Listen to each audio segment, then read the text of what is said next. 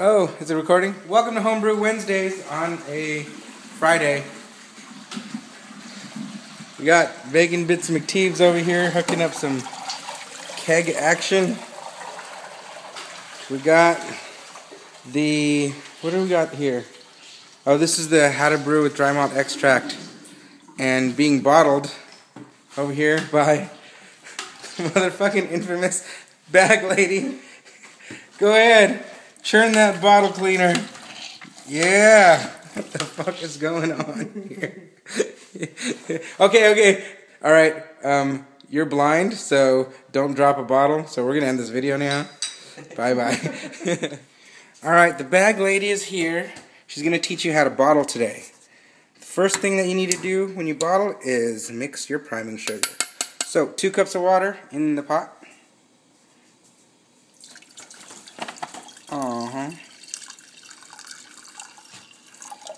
And then we're using dry malt extract here. Put that away before it gets wet. With one, go ahead and just dump all that in there. 1 cup. Grab your other one. 1 1/4 cups of dry malt extract. So, you stir, get that all in there, bring it to a boil until your sugar solution clarifies. It's 2 cups of water, 1 1/4 cup dry malt extract, brought to a boil for about a few minutes. Alright, after you've boiled it for 5 or 6 minutes or so, then you're going to pour it into the bottling bucket. Okay, make sure you sanitize your bottling bucket first. So, what we're doing is making sanitation solution in here. Make sure your bottle thing is not open. There's water on the floor. Alright, so make sure you take your final gravity. Every time you make a beer, always take an original and a final gravity. When you're in a carboy, you want to use a wine thief to get in there. Take your wine thief, just dip it in there, get a good sample. Alright. Take your hydrometer. Make sure you got a spill bucket or something so you don't get beer all over the place. Take your hydrometer. Give your hydrometer a spin so it gets past all the bubbles and gets a real true gravity reading. Our final gravity today is 1.015. 1.015 is alcohol potential of 2%. We started at 1.090 or 92 with the alcohol potential of 12%. 12 minus 2 is 10.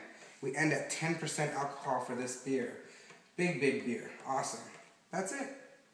Peace out. So we are sanitizing. We're bottling and kegging today. So instead of making 2 separate sanitation solutions, we're just going to empty this one into the keg, since that one's done sanitizing. Cool? Let's go check on our gluten-free beer. Alright, so we're in the beer room and we've got the gluten-free beer here.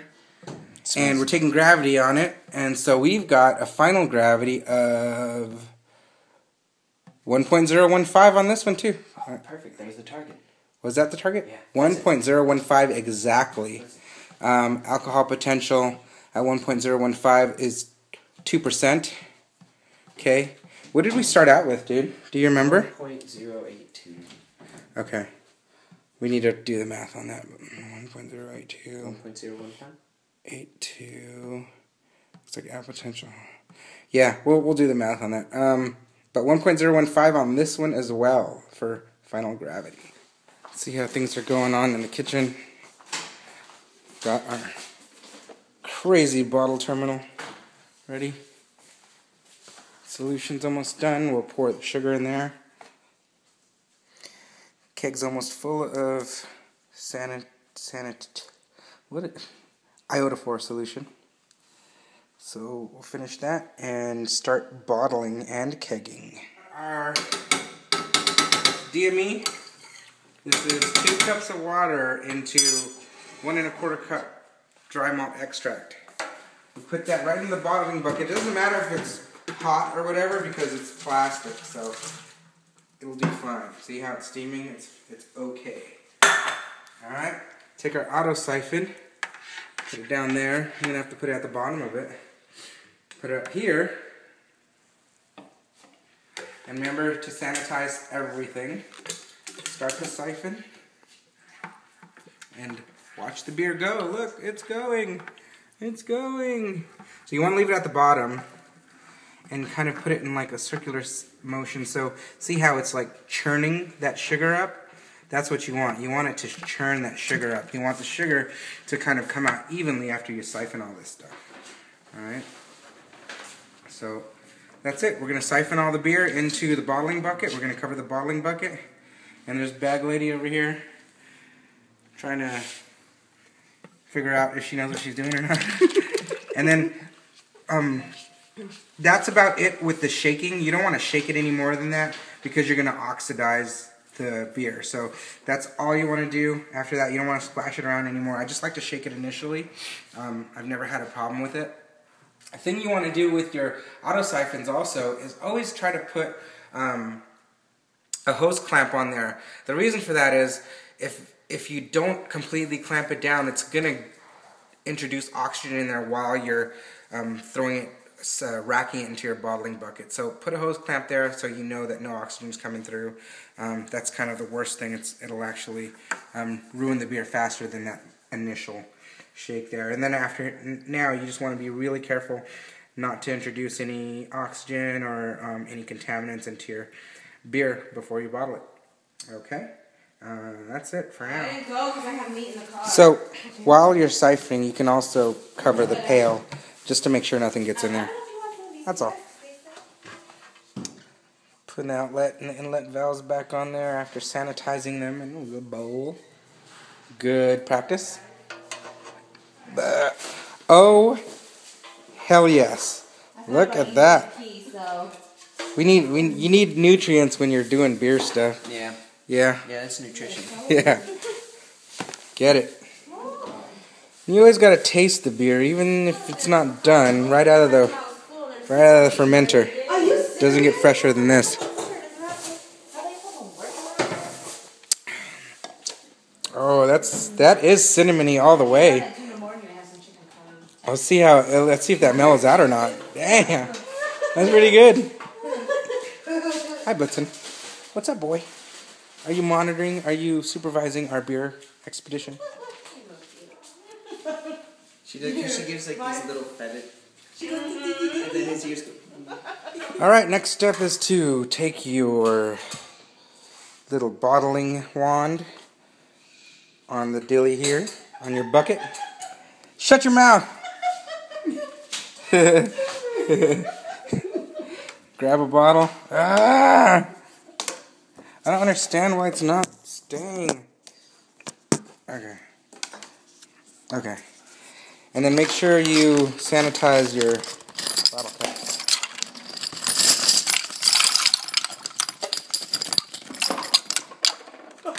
Sanitize the bottle caps! Then you bottle, basically. We'll show you that in a second. Okay, bottling time. Bottling wand. Turn the spout on. And come on, no phone. Alright. Ooh. So, you take the bottle, put the bottling wand in the bottom of the bottle. All the way. Where's the towel at? Where's the towel at, Brian? It's alright, we'll move it. All the way to the very top. Ooh, Very close. top. See that? Very top. Take it out. Put the bottle on the bottling thingy. Take a sanitized bottle cap. Put that on there. Get up close. Bam! Then you shimmy it off. The first one's always the hardest one. Got it? It's been a long time, I forgot. Yeah, you just shimmy it off. Don't pry it off. There you go. And then you look at the top, and you know it's properly bottled when there's a divot in it. Put it down. Rinse and repeat, motherfucker. That's all. we head to the beer room. Yes. Dun dun dun. Yanka, stay back there. Okay, guys, racking to a keg, same exact thing as bottling. Get your auto siphon, or whatever you're using, piping all the way to the bottom of the keg. Auto siphon in, about halfway in the carboy. Get the siphon started by just pump your fist. Look at that. Pump it a couple good times. Good, it started. And let gravity do its work. And as it gets lower, put the auto siphon a little lower and lower. Your whole point is not to get any of the sediment from the secondary into your keg, because you don't want that coming out of your tap. Alright? And you don't want any splashing in the keg, because you don't want to oxidize your beer. Silence! And we don't need to shake it or anything like that, because there's no sugar involved, because we're forced carbonating, because we're kegging. Duh. Winning. Okay, that's so 2011. Damn!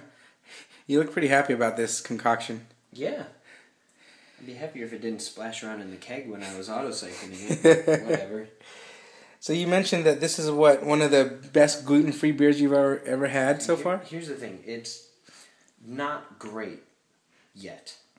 But even in its infancy, like, it's not mature. It's super alcohol forward. It's still a little bitter. It needs to mellow out. But it's still the best gluten-free beer ever. Fucking A. So we put a lot of stuff in there. Hawthorn berry powder, brown rice extract. What else? Sorghum syrup. Sorghum syrup.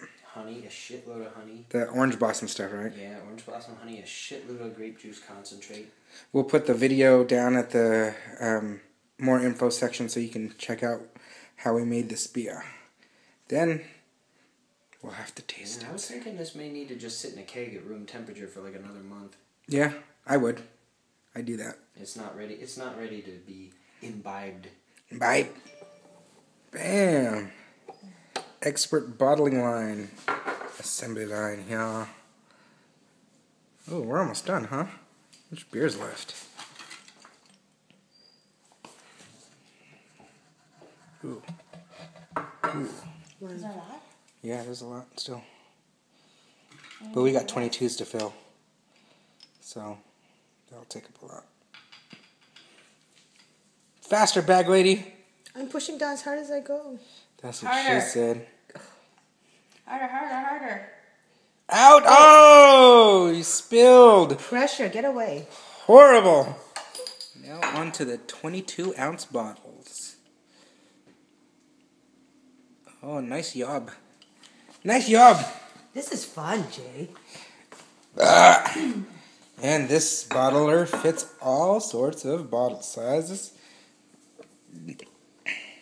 Even the big 22-ounce bottles. Get up there. Oh, bam! She's good. Next step in the kegging process, last step in the kegging process, is just to connect a CO2 line to your keg. So grab your CO2, put it on the inlet. We're at about 5 psi of pressure in there, and all we're doing here is bleeding the keg. So go ahead and pull up on the pressure relief valve a little bit, and just burp it out. Okay, let it go. Alright, go ahead and burp it again. Okay, stop. And we'll just do this like 5 or 6 times. What we're doing is we're getting all the oxygen out of the keg, and we're putting a CO2 blanket on top of it so we can just put this thing away and age it or serve it eventually. But that's all we're doing, is we're just...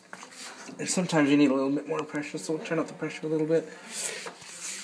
Alright, and then we'll just bleed it one more time.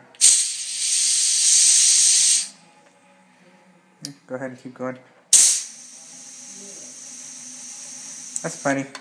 So, we just took all the oxygen that may have gotten in there through the racking of the beer into the keg, and now covered it with a CO2 blanket. Now it's safe to either serve, put in the kegerator, or put away. Alright? Say goodbye. I didn't get your wave, man.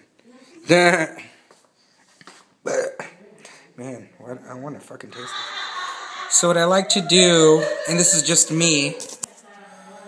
You hear that pressure going in there? I like to turn the keg all the way to 30 psi just to seal the lid on there. So now everything's completely sealed. Alright, this just puts a lot of pressure inside the keg. It blows the pressure up on the seal so you know you don't have any leaks. And it seals the keg. Alright, cool. And then we can just go ahead and do the blow off. So now we'll just burp it out. And we'll go back to serving pressure on our keg. And that burps out anything else. Back to 10 psi for serving pressure on our keg. Go to the left a little bit more. That should be good. Straight up and down should be 10. Yep. Bada bing, bada boom, bitty boop. Beer elves. Beer elves. Alright, we are officially done with bottling and kegging day. That didn't take too long, especially when you have some help. So, that's it. Come back to these tastings a little later. Bye-bye.